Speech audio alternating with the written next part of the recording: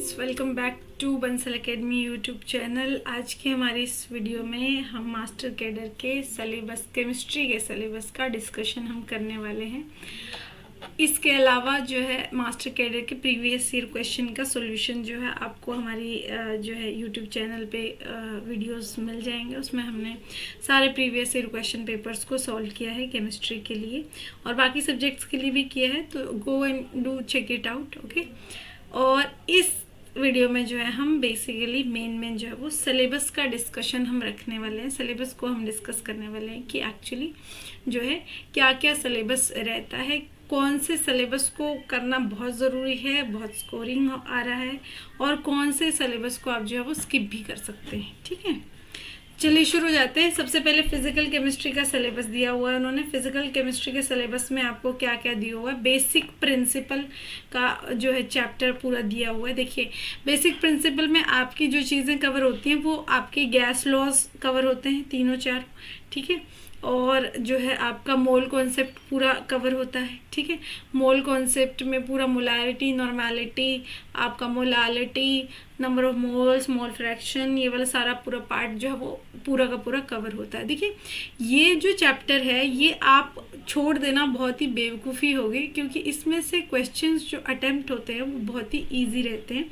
इसके अलावा अगर आपको ये कॉन्सेप्ट नहीं आएगा तो समझ लीजिए केमिस्ट्री पढ़ना बेकार है, क्योंकि केमिस्ट्री बेसिकली मीनिंग ही जो है आपका जो सॉल्यूशंस को मिलाना एंड ऑल, वो सब ही तो है बेसिकली, तो केमिस्ट्री है ना। That's what chemistry is, right. तो अगर यही चीज़ नहीं आएगी तो फिर ऑब्वियसली एक तो केमिस्ट्री पढ़ना पढ़ाना दोनों ही जो है वो वेस्ट हो जाएगा, टाइम वेस्ट हो जाएगा। इसके अलावा मैं आपकी इसकी इम्पोर्टेंस बताती हूँ। एक तो इसमें से क्वेश्चन आते ही, ठीक है, 2 से 3 क्वेश्चन इसमें से आ ही रहे।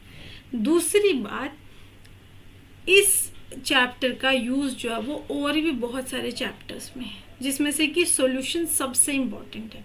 अगर आपको ये चैप्टर आपने ठीक से कर लिया, अच्छे से आपने मोल कॉन्सेप्ट को समझ लिया, तो बड़े आराम से आप जो है वो आपका जो चैप्टर नंबर सॉल्यूशन है आपका सिलेबस में, इस सिलेबस में भी है, हम उसको डिस्कस करने वाले हैं, उसके क्वेश्चन आप तभी लगा पाएंगे। ठीक है, तो इसलिए ये चैप्टर बहुत इंपॉर्टेंट हो जाता है। अगला चैप्टर आपका पूरा एटॉमिक स्ट्रक्चर का है।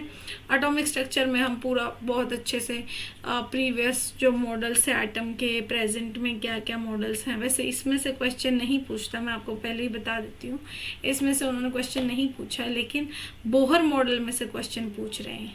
बोहर मॉडल में से क्वेश्चन पूछ रहे हैं। आपका क्वांटम मैकेनिकल मॉडल जो है एटम का, उसमें से भी क्वेश्चन पूछ रहे हैं। जो आपकी वेव फंक्शन की रिप्रेजेंटेशन है उसमें से भी क्वेश्चन पूछ रहे हैं। ठीक है, इसके अलावा आपका जो भी electromagnetic radiation, photo electric effect, आपका बोहर मॉडल तो मैंने आपको बता ही दिया। डुअल नेचर ऑफ मैटर, यहाँ से भी क्वेश्चन पूछ रहे हैं। ठीक है, डी ब्रोगली वेव रिलेशनशिप, ठीक है, हसनबर्ग अनसर्टेनिटी प्रिंसिपल बहुत ही बार पूछते हैं हसनबर्ग वाले में से। ठीक है, इसके अलावा और डिफरेंट जो क्वांटम नंबर हैं, ऐसे बोल देते हैं कि बताओ ये क्वांटम नंबर जो है ये क्या रिप्रेजेंट करता है, या अगर एक ऑर्बिटल में मैंने 2 इलेक्ट्रॉन डाल दिए तो बताओ कौन सा ऐसा क्वांटम नंबर है जो उनको डिफरेंशिएट करेगा। ठीक है, तो ऐसी चीज़ें जो है वो पूछ लेते हैं, तो इसलिए ये पूरा ही चैप्टर जो है आपका इम्पोर्टेंट हो जाता है। ठीक है, rules of filling the electrons, इस पर भी क्वेश्चन पूछा हुआ है कि बताइए क्या कहता क्या है पॉलीज एक्सक्लूजन प्रिंसिपल, कहना क्या चाहते हैं पॉली जो आपके साइंटिस्ट थे वो आपके एक्सक्लूजन प्रिंसिपल में। ठीक है, तो ऐसे बातें ही पूछ लेते हैं। ठीक है, इसके अलावा बच्चों जो है आपका बहुत ही बेसिक रहता है ऑर्बिटल्स की फीलिंग, ये बहुत इम्पोर्टेंट रहता है हमेशा आपके लिए, क्योंकि ये नहीं आएगा तो आपको बहुत सारे एटम्स के ऑक्सीडेशन स्टेट निकालनी नहीं आएगी, और बहुत ही बेसिक चीज़ें अगर नहीं आएंगी तो ऑब्वियसली आपको केमिस्ट्री में प्रॉब्लम तो आएगी ना। नेक्स्ट चैप्टर है आपका state of matter. State of matter में भी आपके यहाँ पे जो है हम बेसिकली गैस का स्टेट पढ़ते हैं, सॉलिड और लिक्विड यहाँ पे नहीं पढ़ा जाता है। लिक्विड को पूरा सॉल्यूशन में पढ़ाता है और सॉलिड को पूरा सॉलिड स्टेट में पढ़ाता है ना, तो वो आपको अलग से वहाँ पे टाइम लगाना पड़ेगा। यहाँ पे पूरा स्टेट ऑफ मैटर के बारे में पढ़ते हैं, equation, real gas equation, ideal gas equation, उनके रिलेशन आपस में, ठीक है, कोफिशिएंट्स और ये वो बहुत सारी चीज़ें जो है यहाँ पे पढ़ते हैं, ठीक है। तो ये वाला जो चैप्टर है इसमें से क्वेश्चन बहुत बार पूछे जा रहे हैं, ठीक है।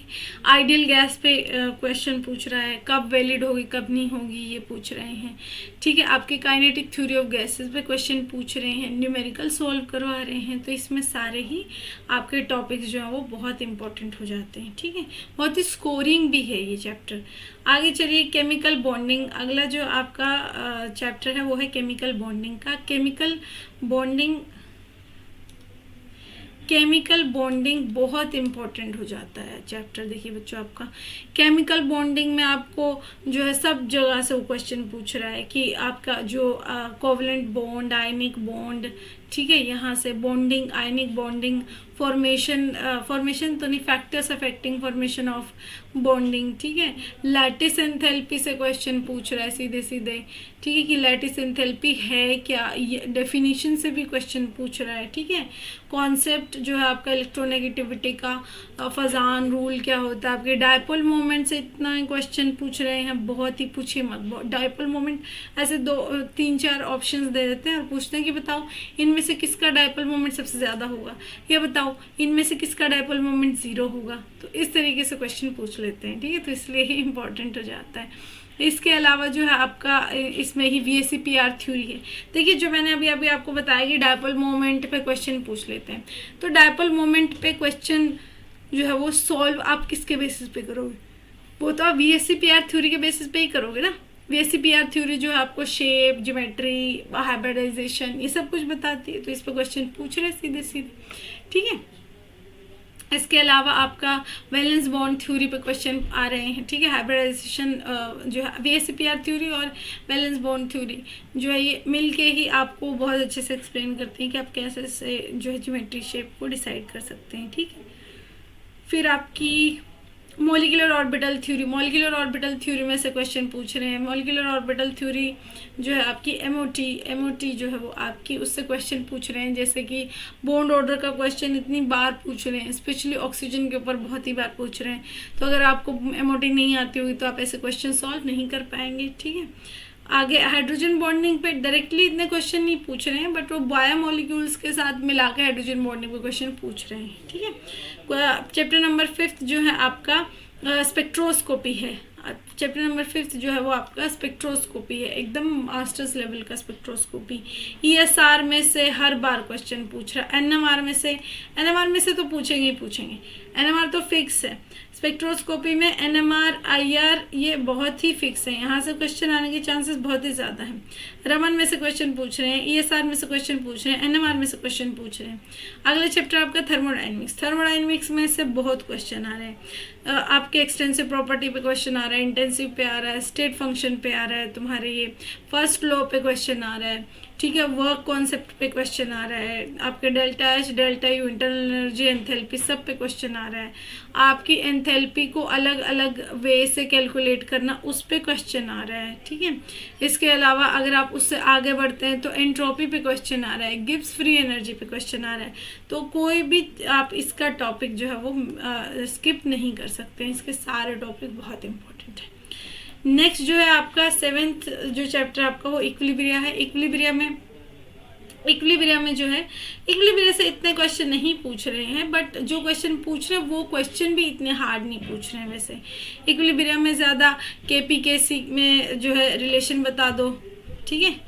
KP/KC में रिलेशन पूछ रहा है, डेल्टा G, डेल्टा नोट पूछ लेता है इक्विलिब्रियम पे delta G, delta naught, delta G note calculate करो। इक्विलिब्रियम पे डेल्टा G तो 0 हो जाता है ना, तो उसके बारे में पूछ रहा है। ली चार्टलर प्रिंसिपल पे क्वेश्चन पूछ रहा है। Yes, I Le Chatelier, now I got remember, देखने के बाद ली चार्टलर प्रिंसिपल बहुत ही ज़्यादा इंपॉर्टेंट हो जाता है यहाँ पे, ठीक है। फिर आयनिक इक्विलिब्रिया से क्वेश्चन पूछ रहे हैं, पीएच निकालने पे क्वेश्चन पूछ रहे हैं। बफर सॉल्यूशन कौन सा, इसमें से बफर सॉल्यूशन ऐसे बोल देते हैं, 4 ऑप्शन दे देते हैं अलग अलग, उनमें से पूछते हैं बताओ इनमें से कौन सा सॉल्यूशन बफर सॉल्यूशन है। तो उसके लिए तो आपको अच्छे से बफर सॉल्यूशन आना चाहिए। अच्छा, कभी कभी बफर सॉल्यूशन का पीएच भी पूछ लेते हैं, तो इसलिए इसमें भी ऑलमोस्ट सारे ही वैसे तो टॉपिक आप कह सकते हैं, लेकिन फिर भी आप जो है, क्योंकि ये चैप्टर जो है हमेशा से ही लोगों का थोड़ा अनफेवरेट सा रहा है, हालांकि वो मुझे बात समझ नहीं आती है क्योंकि बहुत ही इंटरेस्टिंग चैप्टर है ये, ठीक है। ये मोल कॉन्सेप्ट की तरह एकदम इंटरेस्टिंग है कि एसिड को एसिड में मिला देगा फिर पीएच पूछेगा, या बेस को बेस में मिला देगा फिर पीएच पूछेगा, बहुत कम कंसंट्रेशन आपके बेस या एसिड की कर देगा तब पीएच पूछेगा, या एसिड और बेस को मिक्स कर देगा तब आपको पीएच पूछेगा, ठीक है। तो वो बहुत ही इंटरेस्टिंग, वैसे मुझे बहुत इंटरेस्टिंग लगता है, लेकिन कोई प्रॉब्लम नहीं है, फिर भी आप इसमें से जो चूज़ करके चैप्टर पढ़ सकते हैं। इस चैप्टर को थोड़ा जो है आप टॉपिक्स को पिक करके पढ़ सकते हैं, ठीक है। बहुत ज़्यादा पूरा एक एक चीज़ को पढ़ने की इतनी इसमें आपको ज़रूरत नहीं पड़ने वाली है। आगे क्वेश्चन चैप्टर नंबर 8 में आपको रेडॉक्स रिएक्शंस एंड इलेक्ट्रोकेमिस्ट्री दोनों को एक साथ कर दिया उन्हें। आपको जो रिडक्शन है, ऑक्सीडेशन हो गया, ये आपको पता होना चाहिए, इलेक्ट्रॉनिकली क्या होते हैं। जब ये आपको पता होंगे तभी आपको इलेक्ट्रोकेमिकल सेल में इलेक्ट्रोकेमिकल सेल में आपको जो है ई नोट सेल और ये सब जो पूरी आपकी इलेक्ट्रोकेमिकल सीरीज़ है वो पूरी आपको तभी समझ में आएगी, ठीक है। तो इसलिए इन्होंने इसका concept of oxidation and reduction शुरू में ही इस चैप्टर में दिया है। इस चैप्टर में भी बच्चों आप लोग क्या कर सकते हो, आप इसमें कुछ नहीं कर सकते हो, आप इसमें कुछ नहीं कर सकते क्योंकि वो फ्यूल सेल से भी क्वेश्चन पूछ रहा है, ठीक है। वो आपका जो हाइड्रोजन सेल है उससे भी क्वेश्चन पूछ रहा है, ठीक है। नर्नेस्ट इक्वेशन से क्वेश्चन वैसे इतना आए नहीं है अभी तक, लेकिन आपका जो ई नोट सेल निकालना है तो होता है उससे क्वेश्चन पूछ रहा है। कोलार्स लॉ से क्वेश्चन पूछ रहा है। तो ऊपर वाला जितना भी चैप्टर है नर्नेस्ट इक्वेशन गिव्स फ्री एनर्जी से पहले वाला, उसमें आप अपना अगर पूरा 100% लगा देते हैं तो ये बाद के टॉपिक्स आप जो है वो छोड़ भी सकते हैं, ठीक है। ऑप्शन में लेके चल सकते हैं उनको, ठीक है। नेक्स्ट आपका चैप्टर आ जाता है केमिकल काइनेटिक्स का। नेक्स्ट कौन सा चैप्टर आ जाता है? केमिकल काइनेटिक्स का। केमिकल काइनेटिक्स में क्या होता है? केमिकल काइनेटिक्स में आपको क्वेश्चन पूछता है हर जगह से। केमिकल काइनेटिक का कोई भी टॉपिक आप छोड़ नहीं सकते हैं, वो सब जगह से पूछता है। वो ऑर्डर से क्वेश्चन पूछ रहा है, मोलिकुलैरिटी से क्वेश्चन पूछ रहा है, रेट लॉ से क्वेश्चन पूछ रहा है, आपका जो zero order, first order, second order यहाँ से क्वेश्चन पूछ रहा है, ठीक है। प्रॉपर्टी हाफ से क्वेश्चन पूछ रहा है, आपका के की यूनिट्स से क्वेश्चन पूछ रहा है। बताओ यूनिट्स दे देता, बताओ कि ये कौन से जो है आपके उसकी यूनिट है, ठीक है, ऐसे पूछ देता है, ठीक है। तो ऐसे ऐसे क्वेश्चंस जो है वो काफ़ी सारे पूछ रहा है आपके केमिकल काइनेटिक्स में से। अरेनियस थ्योरी ऑफ गैसेस पे क्वेश्चन पूछ रहा है। आप ये देखिए कोलिजन थ्योरी पे क्वेश्चन जो है उन्होंने पूछे हुए हैं। तो इस तरीके से आप इसमें जो है कोई भी टॉपिक को आप ऑप्शन में रख के नहीं चल सकते, ठीक है। आगे देखिए सरफेस केमिस्ट्री। सरफेस केमिस्ट्री में देखिए, सरफेस केमिस्ट्री भी आपको पूरा पढ़ना पड़ेगा, पूरा कहीं से भी क्वेश्चन पूछ रहे हैं। वो फिजिकल एड्जॉर्प्शन, केमिकल एड्जॉर्प्शन से क्वेश्चन पूछ रहे हैं, लैंगमुयर से क्वेश्चन आ रहा है आपका, लैंगमुयर आइसोथर्म से, कोलोइडल स्टेट से तो हर बार एक क्वेश्चन मिल ही जाता है आराम से, ठीक है। कोलोइडल स्टेट में से कुछ ना कुछ पूछा होता है उन्होंने कि बता दो कोलोइड क्या होते हैं, या बता दो कि ये मैं इसमें इलेक्ट्रोलाइट डाल रहा हूँ तो बता दो इसकी जो पावर है, कोएगुलेटिंग पावर किसकी सबसे ज़्यादा है, या वैल्यू किसकी सबसे ज़्यादा है, ऐसे ऐसे बातें पूछ रहे हैं इसमें, ठीक है। तो इसमें से भी आप टिंडल इफेक्ट में से क्वेश्चन पूछ रहे हैं, ब्राउनियन मूवमेंट में से क्वेश्चन पूछ रहे हैं, डायलिसिस में से क्वेश्चन पूछ रहे हैं, तो आपका इमल्शन में से क्वेश्चन पूछ रहे हैं। तो आपका इस चैप्टर में भी आप मोस्टली कोई टॉपिक जो है वो हार्डली कोई आप ऑप्शन में लेके चलिएगा, वरना मैं बिल्कुल सजेस्ट नहीं करूँगी। आगे आपका सॉलिड स्टेट भी पूरा का पूरा इंपॉर्टेंट है, एकदम पूरा ही इंपॉर्टेंट है। डिफेक्ट से भी क्वेश्चन पूछ रहे हैं, आपके इलेक्ट्रिकल मैग्नेटिक प्रॉपर्टीज से क्वेश्चन आ रहे हैं, ठीक है। इसके अलावा जो शुरू का पूरा पार्ट है, यूनिट सेल और एफसीसी बीसीसी, ठीक है, डेंसिटी कैलकुलेट करना, सब जगह से क्वेश्चन आ रहे हैं। नेक्स्ट चलते हैं, concept of catalysis. Question of catalysis, homogeneous and heterogeneous catalysis. इसमें जो है एंजाइम की कैटालिसिस पे क्वेश्चन आ रहे हैं, ठीक है, एंजाइम के कैटालिसिस पे क्वेश्चन आ रहे हैं, तो हो सके तो एंजाइम का कैटालिसिस जो है वो आप पढ़ के रखिएगा, ठीक है। इसमें से आगे देखिए, सॉल्यूशन चैप्टर, आगे types of solution expressing concentration. अच्छा, सॉल्यूशन पूरा चैप्टर, टाइप्स ऑफ सॉल्यूशन में पूरा राउल्ट्सला पढ़ाएगा, टाइप बताएगा, आइडियल सॉल्यूशन क्या होते हैं, नॉन आइडियल क्या होते हैं, नेगेटिव डेविएटिंग क्या होते हैं, पॉजिटिव डेविएटिंग क्या होते हैं, ठीक है, सॉल्युबिलिटी क्या होती है, वेपर प्रेशर बहुत इंपॉर्टेंट होने वाला है, क्योंकि वेपर प्रेशर से ही आपको कॉलिगेटिव प्रॉपर्टी, रिलेटिव लोअरिंग में वेपर प्रेशर समझ आती है। सारी की सारी कॉलिगेटिव प्रॉपर्टीज एकदम महा इम्पोर्टेंट लगा के चलो आप, ठीक है। उस पर आपको महा एपिसोड लगाना पड़ेगा अपना पढ़ाई पे, ठीक है। इसके अलावा जो है आपका abnormal molar mass, went half factor जब इंट्रोड्यूस करते हैं, डिग्री ऑफ डिसोसिएशन, इस कुछ बहुत इंपॉर्टेंट, पूरा चैप्टर लगा लो आप, ये भी पूरा चैप्टर लगा लो आप, पूरा चैप्टर आपको करना पड़ेगा। इसमें भी ऐसा ही सीन है, पूरा चैप्टर आपको कवर करना पड़ेगा। नेक्स्ट चलते हैं इनऑर्गेनिक केमिस्ट्री की तरफ। सबसे पहला है केमिकल पीरियोडिसिटी, दूसरा है आपके आइसोलेशन मेथड्स, ठीक है। इसमें से ये पूरा चैप्टर आपको करना पड़ेगा। केमिकल प्रॉपर्टीज पूरा चैप्टर करना पड़ेगा। किसी पे भी क्वेश्चन पूछ लेता है, पीरियोडिसिटी किसी पे भी क्वेश्चन पूछ लेता है, डाउन द ग्रुप देके साइज कंपेयर करा लेता है, आयनाइजेशन एनर्जी कंपेयर करा लेता है, आयनिक रेडियाई तो जो वो साइज में ही आ गया ना, आयनाइजेशन एनर्जी कंपेयर करा लेते हैं, electron enthalpy, affinity, electron negativity, सब कंपेयर करा लेता है। ऐसे भी ये चैप्टर में भी आप कुछ नहीं छोड़ सकते, मैं नहीं आपको सजेस्ट करूंगी, ये है भी बहुत इंपॉर्टेंट चैप्टर, ठीक है। चलिए अगला आपका आइसोलेशन का, ये बच्चों पूरा ना थ्योरेटिकल चैप्टर है, मतलब तुमको याद करना पड़ेगा कि एल्यूमिनियम का कौन सा ओर होता है, जिंक का कौन सा ओर होता है, जिंक के ओर में होता क्या क्या है, ये सारी चीज़ें आपको इसमें जो है वो करनी पड़ती है। तो इसको आप थोड़ा अपने हिसाब से पढ़िएगा कि अगर आपकी मेमोरी पावर, रिटेनिंग पावर जो है वो ज़्यादा है तो आप इसको जो है वो करिएगा, जो है ऑप्ट, नहीं तो आप इसको जो है वो मैं सजेस्ट नहीं करूँगी कि अगर आपकी मेमोरी पावर, समझने की पावर ठीक है बट मेमोरी पावर बहुत ज़्यादा अच्छी नहीं है कि मतलब याद रह जाए, तो बाकी वैसे चैप्टर बहुत ही छोटा है, तो do give it a try, ठीक है। और बाकी हम यहाँ पे करवाने वाले भी हैं, हमारे यूट्यूब चैनल पे आपको इसके वीडियोस मिल जाएंगी, तो और हेल्प हो जाएगी आपको, ठीक है। नेक्स्ट चलिए, नेक्स्ट जो है आपका पूरा हाइड्रोजन और जो आपका एस ब्लॉक है। देखिए हाइड्रोजन पे जो है वो नॉर्मली क्वेश्चन आ रहे हैं, बट आप इस चैप्टर को जो है थोड़ा बहुत स्किप कर सकते हो, ज़्यादा नहीं, बेसिक पढ़ लीजिएगा। जैसे कि हैवी वाटर और आपकी वाटर की केमिकल प्रॉपर्टीज़ जो है वो डिस्कस की हुई है, हैवी वाटर डिस्कस किया हुआ है, हैवी वाटर मतलब D2O है ना, तो वहाँ पे जो आपकी डी की बॉन्डिंग, HH की बॉन्डिंग, इसके बीच में क्वेश्चन पूछ रहा है, ठीक है। तो लेकिन ठीक है, इस चैप्टर का इतना मतलब मैं नहीं बोलूँगी कि इतनी हाइप नहीं है इस चैप्टर की कि हाँ मतलब इसमें से सारे क्वेश्चन लग ही जाएंगे और बहुत क्वेश्चन आ रहे हैं, ठीक है। रही बात एस ब्लॉक एलिमेंट की, तो एस ब्लॉक एलिमेंट में से साइज एंड एवरीथिंग पे बहुत ही ज़्यादा क्वेश्चन आते हैं और अदरवाइज जो है क्वेश्चन इतने नहीं आते हैं, तो आप इसको स्किप भी कर सकते हो if you want.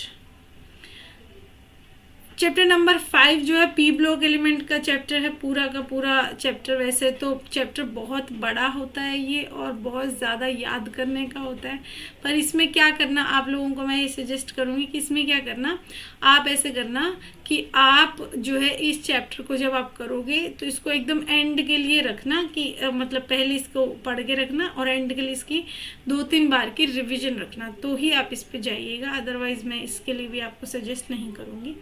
Chapter number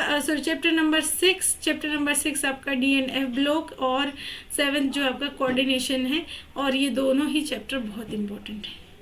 इसमें से क्वेश्चन सीधे सीधे आता है, आराम से आपका अटेम्प्ट हो जाएगा। तो इसको कोई भी टॉपिक को मत छोड़िए।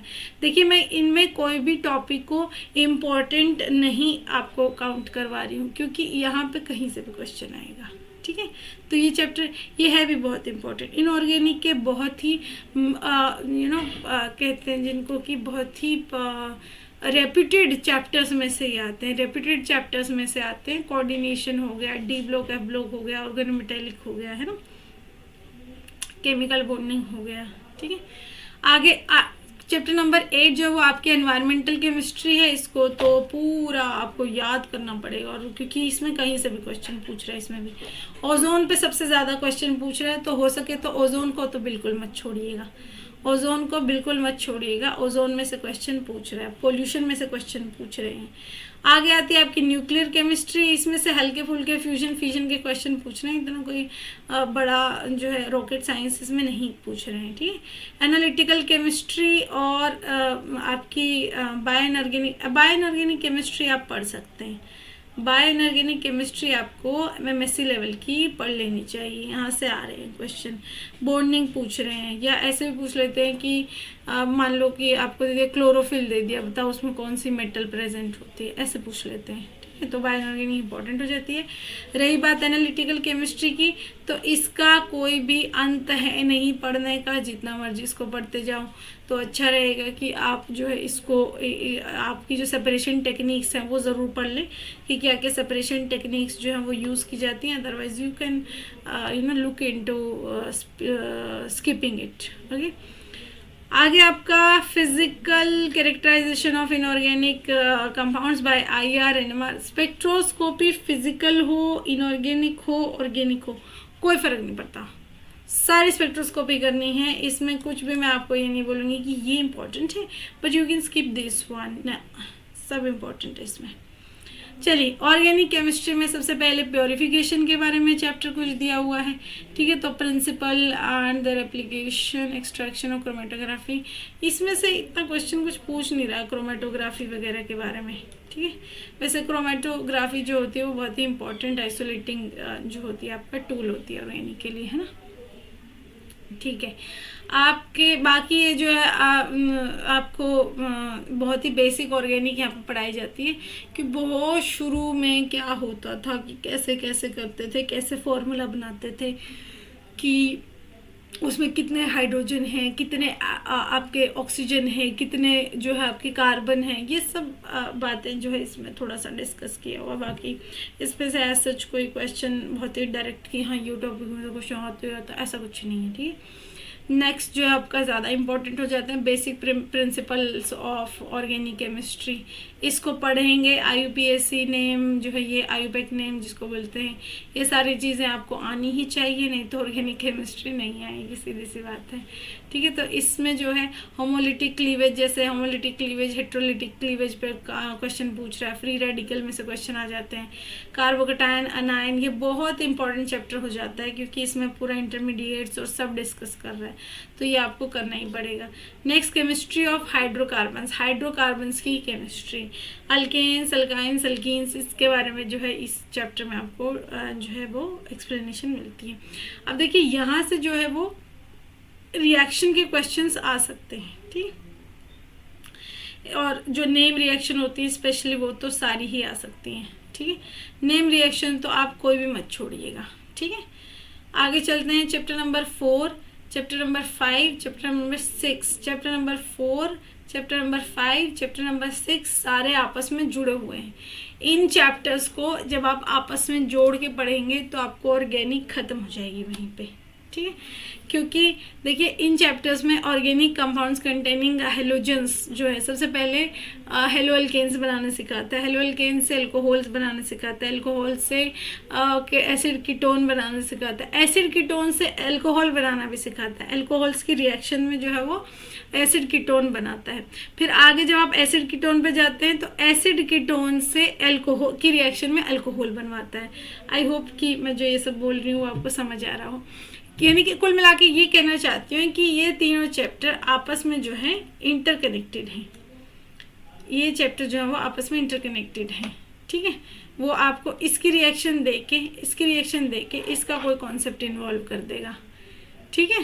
तो इसलिए ये चैप्टर बहुत ही ज़्यादा इम्पोर्टेंट हो जाता है। नेक्स्ट देखिए, पॉलीमर में से क्वेश्चन आ रहे हैं बट इतनी फ्रीक्वेंसी नहीं है, ठीक है। जैसे copolymerisation, grid polymer, types of polymer पूछ लिया था एक बार उन्होंने, टाइप्स ऑफ पॉलीमर। तो इसको आप जो है वो असाइनमेंट के अकॉर्डिंग और आपके जो प्रीवियस ईयर क्वेश्चंस हैं उनके अकॉर्डिंग ही इसको सॉल्व करिएगा। आगे आपकी बायोमोलिक्यूल्स आ जाते हैं। बायोमोलिक्यूल्स में न्यूक्लिक एसिड और डीएनए सबसे ज़्यादा इंपॉर्टेंट है, उनके बारे में न्यूक्लिक एसिड से और डीएनए से सबसे ज़्यादा क्वेश्चन पूछ रहा है, ठीक है। इसके अलावा आपके जो सेकेराइड्स हैं, कार्बोहाइड्रेट्स हैं, मोनोसेकेराइड, ओलिगोसेकेराइड, यहाँ से भी क्वेश्चन पूछ रहा है, ठीक है। तो ये चैप्टर भी जो है आपको, क्योंकि ये पूरा ही फिर आपस में इंटरकनेक्टेड से होते हैं ये सारे, तो आपका सारे ही आ जाना चाहिए, है ना। नेक्स्ट चलते हैं। नेक्स्ट में केमिस्ट्री इन एवरीडे लाइफ। ये केमिस्ट्री इन एवरीडे लाइफ जो है, इसमें ड्रग में से इतने क्वेश्चन इसमें से नहीं पूछ रहा है, इसको आप चाहें तो स्किप कर सकते हैं। हालांकि अगर आप बायोलॉजी के बैकग्राउंड से तो इसको स्किप करने की बजाय इसको पूरा याद कर सकते हैं, इसमें से एक भी क्वेश्चन आएगा तो आप नहीं छोड़ने वाले। नेक्स्ट है आपके कॉमन रिएजेंट्स। उससे नेक्स्ट है आपका radio selective, stereo selective, chemo selective, protecting group, enantio selective, ठीक है। ये आपके दोनों ही चैप्टर्स जो है वो बहुत इंपॉर्टेंट हो जाते हैं। और ये जो पिछले आपके आपने 4th, 5th और 6th जो चैप्टर किया था, इससे रिलेटेड जैसा ही ये लगता है, क्योंकि हमने सारे रिएजेंट्स मोस्टली वहाँ पे पढ़ लिए होते हैं। यहाँ पे सिर्फ हमें रिवाइज करने होते हैं और एक दो और कुछ ऐड हो जाता है, ठीक है। चलिए इससे आगे देखिए आपका selective organic transformation. Selective organic transformations आपको ये आपकी स्टीरियो केमिस्ट्री है बेसिकली। तो स्टीरियो केमिस्ट्री तो आपको पता ही है। स्टीरियो केमिस्ट्री तो आपको आपके जो मास्टर्स लेवल की है वो आपको पढ़नी ही पढ़नी है, ठीक है। वैसे ये सारी ही चीज़ें मास्टर्स लेवल की थोड़ी हो जाती हैं, क्योंकि इनमें से जो क्वेश्चन पूछ रहा है वो थोड़े आपकी माइंड में कॉन्सेप्ट एकदम क्लियर होना चाहिए, only then you can answer them perfectly. Okay, physical characterization of organic compounds by IR, UV, MS and NMR। Basically क्या कहना चाह रहे हैं यहाँ पे, ऑर्गेनिक स्पेक्ट्रोस्कोपी कहना चाह रहे हैं यहाँ पे। तो मैंने आपको बोल ही दिया है कि ऑर्गेनिक स्पेक्ट्रोस्कोपी चाहे कोई सी भी हो आपको नहीं छोड़नी। बाकी आती है प्रैक्टिकल केमिस्ट्री। प्रैक्टिकल केमिस्ट्री में जो है आपको ये सब पूछता है कि बताओ इसमें कौन सा सॉल्वेंट यूज़ करूँ, बताओ इसमें कौन सा सॉल्वेंट यूज़ करूँ, मोस्टली यही क्वेश्चन पूछ रहा है। तो इसको आप स्किप करना चाहें तो कर सकते हैं, इफ़ इन केस आपका सिलेबस बाकी का जो है वो बहुत अच्छे से प्रिपेयर हो गया है, ठीक है। चलिए इसी के साथ हमारी जो वीडियो है सिलेबस डिस्कशन की और आपकी स्ट्रैटेजी की वो यहाँ पे ख़त्म होती है। आपको कोई भी क्वेरी है तो आप कमेंट बॉक्स में हमें बता सकते हैं। इसके अलावा जो है आप हमारी ऐप डाउनलोड कर सकते हैं, उसका लिंक आपको डिस्क्रिप्शन में मिल जाएगा। इसके अलावा आपको कोई भी क्वेरी है तो आप हमारी साइट को विज़िट कीजिए, आप हमारे नंबर पे जो है वो कॉल करके अपनी सारी की सारी टेंशन जो है आप हमें दे दीजिए, ठीक है, ताकि आप जो है वो बड़े आराम से बैठ के तैयारी कर सकें, ठीक है। इसके अलावा एक और बात मैं आपको बता देती हूँ कि जो भी ये सिलेबस डिस्कस हुआ, इस सिलेबस की जो YouTube वीडियोस हैं, हर एक सिलेबस के हर एक टॉपिक की YouTube वीडियो मैं खुद आपके पास लेके आने जा रही हूँ। सॉल्यूशन से हमने शुरू भी कर लिया है, तो आप हमारी वीडियो को ज़रूर से ज़रूर चेक करना, उनको देखना, और कोई भी आपको एक्सप्लेनेशन में किसी भी चीज़ में कोई डाउट लगता है तो आप हमें कमेंट बॉक्स में बता सकते हैं। See you in the next video.